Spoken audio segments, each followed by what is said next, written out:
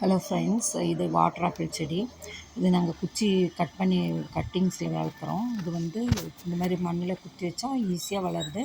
கொஞ்ச நாள் ரூமில் எங்காவது ரூம் டெம்பரேச்சரில் வச்சிங்கன்னா ஒரு கவர் போட்டு மூடி வச்சிங்கன்னா ஈஸியாக வளருது.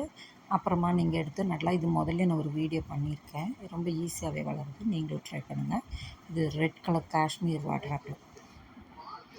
இதே மாதிரி சப்போட்டாவும் பண்ணியிருக்கேன். அது ஒரு வீடியோ போடுறோம், பாருங்கள். ஓகே பண்ணுங்கள் ஃப்ரெண்ட்ஸ். பிடிச்ச லைக் பண்ணுங்கள், ஷேர் பண்ணுங்கள். தேங்க்யூ.